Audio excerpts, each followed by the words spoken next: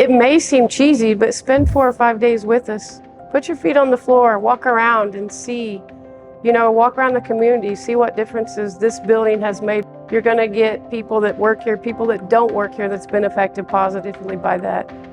So in our research, we basically uncovered this statistic that for every one available daycare spot, there's 43 people vying for that one spot. Not only does John want to provide daycare for the plant and the folks at the plant, but he's going to build a daycare that has upwards of 210 spots. He really wants the rest of the town to prosper by using that daycare. My husband is the high school bowling coach here in town, and SugarCreek sponsors the teams. I know that they sponsor a lot of employees.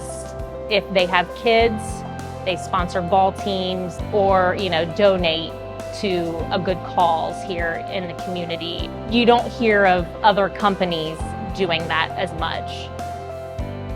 A few years ago, SugarCreek reached out and said, hey, we're gonna start keeping bees. And then SugarCreek, they never go half measures. They got me signed up in the University of Montana's online beekeeping course just to learn how to do this so I don't murder a bunch of bees. I think it's a green initiative. I think we're doing it because it needs to be done. Bees are important and essential, and SugarCreek's doing their part to help. We didn't know too much about SugarCreek, but we're lucky to have members that worked for SugarCreek. One of our brothers said, hey, I have somebody who is would always give, irrespective of who it is, irrespective of color, irrespective of whether he knows them or not. So, at first we didn't know who he was talking about until he mentioned John Richardson's name. We had a small church, and I asked him if he can help donate it, and he said, sure, no problem. And I received a check for $1,000, which I was appreciative. It was a donation, So I told him, thank you for the donation. He said, yeah, thank you for the $1,000. He looked at me and said, what do you mean $1,000? I said, yeah, I appreciate it. He says, no. I go, excuse me? He goes, no.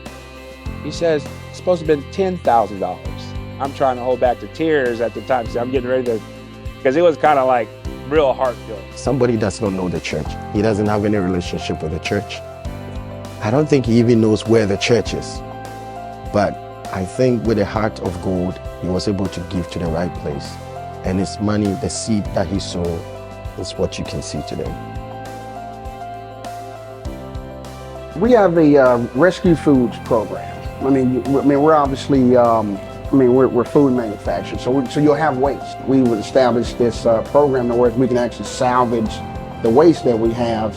When you think of food manufacturing, you know that there's waste involved. But just to be able to know that we are, not just putting food in the trash and actually, again, redistributing that to the needy, to homeless people or to less fortunate individuals, that just put, another notch on the belt as far as, knowing that, hey, I'm in the right place.